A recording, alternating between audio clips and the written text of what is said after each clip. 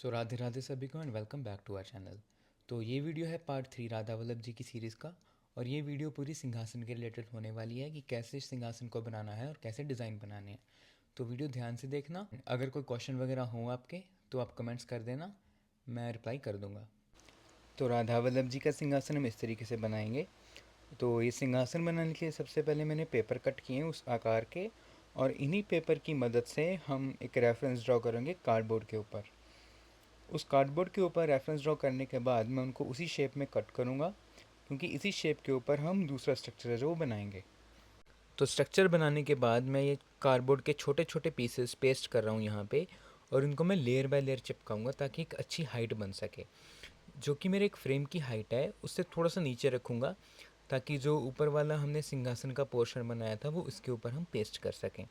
वो पोर्शन लगाने के बाद हम उसके ऊपर वो सिल्वर फॉइल वाला मेथड यूज़ करके डिज़ाइन बनाएंगे, जैसे कि आपने मेरी पुरानी वीडियोस में देखे होंगे। तो जब कि मेरे पास एक प्रॉपर हाइट आ गई थी उसके ऊपर मैंने एक कार्डबोर्ड चिपका दिया था, और ये दोनों मैंने सिमेट्री में बनाए थे। लाइक कोई भी छोटा बड़ा नहीं था, जैसे कि मैं आपको दिखा रहा हूँ। और देखिए इतना ही लगने के बाद एक अच्छी सी बेस लाइन बन गई थी, ताकि इसके ऊपर हम दूसरा काम है जो वो कर सकें। तो सेम प्रोसेस हम इनके बेस में करने वाले हैं। ये देखिए मैंने बेस भी बना दिया है सेम तरीके से जैसे मैंने ऊपर बनाया था, और ये पिलर्स भी लगा दिए थे। आपको मैं क्लोजली दिखाता हूँ, देखो ये कुछ ऐसे लग रहे हैं।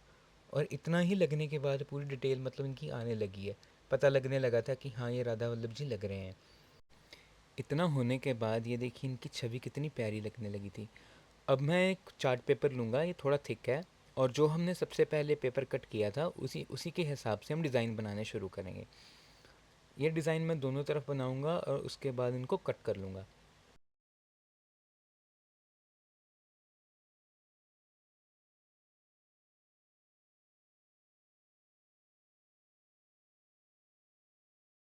और देखिए कट करने के बाद दोनों इक्वल पीसेस आ गए हैं मेरे पास, इनको मैंने रख के देख लिया था। और इसके बाद हमारा जो मेन काम है वो शुरू होगा। आपको एक एल्युमिनियम फॉयल की शीट लेनी है, वो आप रेगुलर किचन फॉयल यूज़ कर सकते हो। और एक ग्लू का थिक पेस्ट लगा के उसको पानी से पूरा फैला देना है आपको। मतलब एक भी लम्स नहीं रहने चाहिए ग्लू के। और जो शीट है एल्युमिनियम वाली उसको अच्छे से पेस्ट करना है। ये देखो मैं ऐसे चिपका रहा हूँ, मैंने डल साइड यूज़ करी है ऊपर की तरफ, ताकि वो थोड़ी चांदी वाली लुक आए। ध्यान रखें कि एक भी बबल नहीं रहना चाहिए अंदर। और आप एक कपड़ा यूज़ कर सकते हैं वो बबल्स निकालने के लिए। और ध्यान रखना जब आप पेस्ट करो तो ग्लू गीली ही होनी चाहिए, क्योंकि अगर ग्लू सूख गई और आप कुछ कर रहे हो तो वो वहीं पे जम जाएगी और एक भी बबल बाद में नहीं निकलेगा। तो ये देखिए मैंने एक अच्छी तरीके से उसको पेस्ट कर लिया था। देन उसको फोल्ड करूँगा और एक अच्छा सा डिज़ाइन देने की कोशिश करूँगा। पूरा कपड़े से आपको दबा दबा कर, एक भी लम्स नहीं रहना चाहिए अंदर, पूरी एयर निकालनी है बाहर, और प्लेन बनना चाहिए बिल्कुल वो।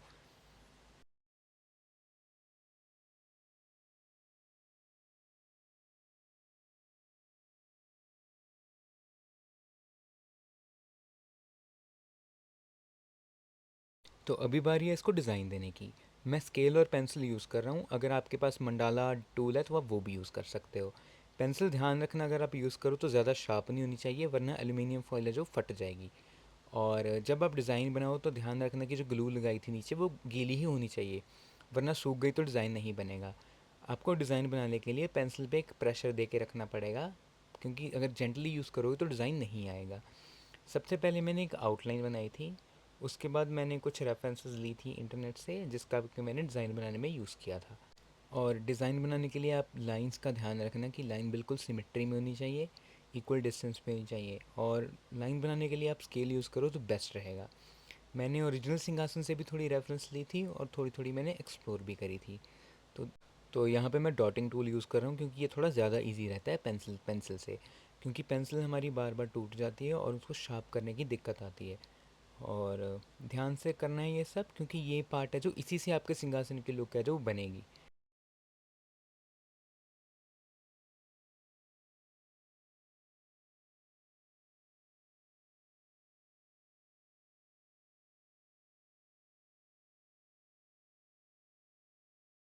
और ये काम थोड़ा डिटेल में करना। यहाँ पर देखिए मैंने फूल बनाया, एक बेल बनाई है अच्छी सी।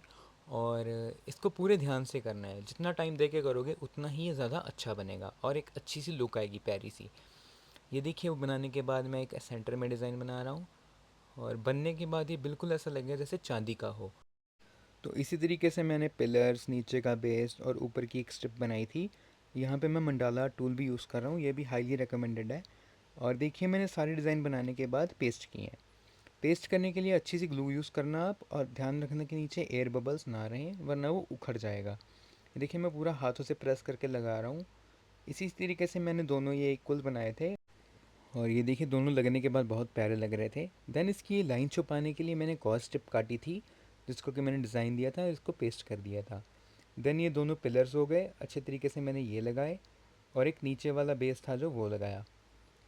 तो यहाँ पे हमारा सिंहासन बन के पूरा रेडी हो गया है, और ये देखिए बहुत ही प्यारा लग रहा है। देन हम यहाँ पे कर्टन लगाने शुरू करेंगे। कर्टन लगाने के लिए सबसे पहले आपको ग्लू लेनी है। देन जो भी आपको कपड़ा चाहिए उसकी एक स्ट्रिप काट के लगानी है। देन लेयर बाय लेयर आपको वही मेथड यूज़ करना है, और एक स्ट्रिप की जो है एक फ्लेयर बनानी है, जैसे कि पर्दों में होती है। जैसे कि मैं आपको दिखा रहा हूँ, आपको ग्लू लगाते जाना है और एक स्ट्रिप लगाते जानी है, जब तक कि आपको एक डिज़ायर्ड आपकी लेंथ है जो वो ना मिल जाए। देखिए मैंने चार चार या पांच लेयर्स लगाई हैं। सिमिलरली दूसरी साइड, एंड देन इसके टॉप पे एक अच्छी लुक देने के लिए एक लेस लगाई है, जिससे कि एक पूरी 3D लुक आ रही है इसमें।